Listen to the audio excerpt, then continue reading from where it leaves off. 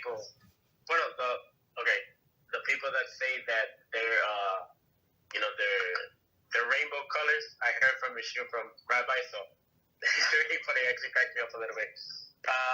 He said, so all these people that say they were born that way, it's absolutely not true. No. By the way that I'm reading this, because if God didn't make them like that, because He's like, no, I didn't make you to perform these acts. That's your choice.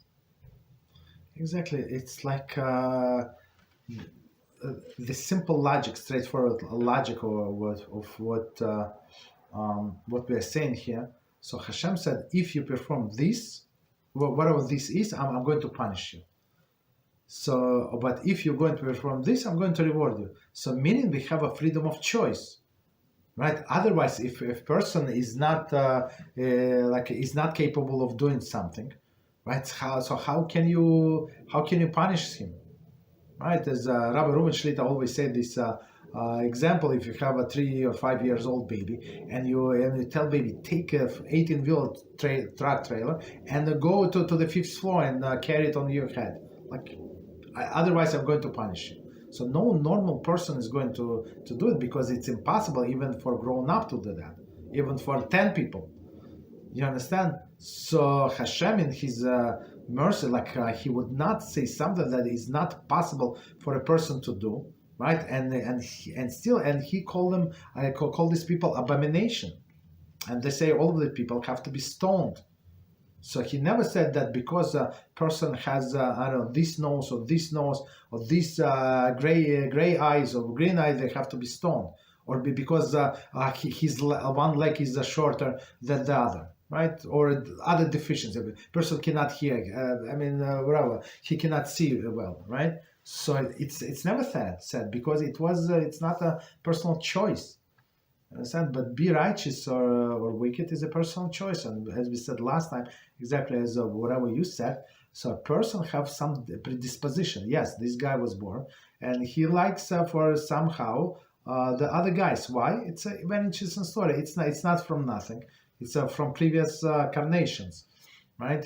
He got this predisposition. So now he has to work on himself to overcome this. As Rabbi Reuven Shlita said, that it's a brilliant recipe. So if he's attracted to more masculine guys, right? So he more feminine, and he attracted to masculine guys. So get himself the masculine woman. So there is some women sometimes I'm trying not to look at the people, but sometimes they in your face and you do not understand whether it's a man or a woman.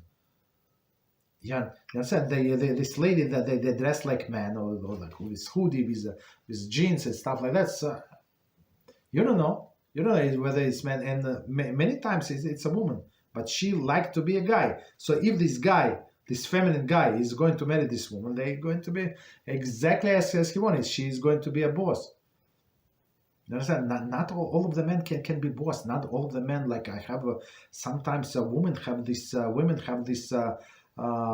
problem. They want a man to be in charge and be in control and make decisions. So, and they angry.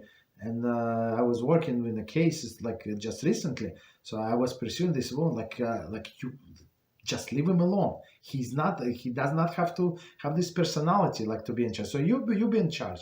You like to make decisions. So you make decisions. There is nothing wrong. He agrees. Why you pushing him?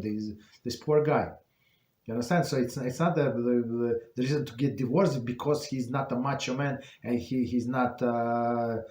does not decide everything in the house. So you decide a little. You understand? So yeah. So all of us have tendencies, and same with other tendencies, right? So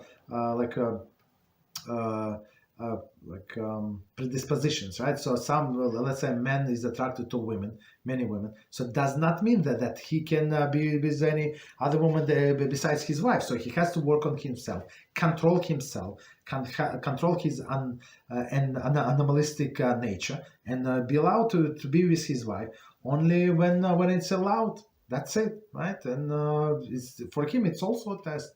Even it's permissible, but it's not permissible all the time. or like some people like to eat non-stop, right? So that's that, right? Their test.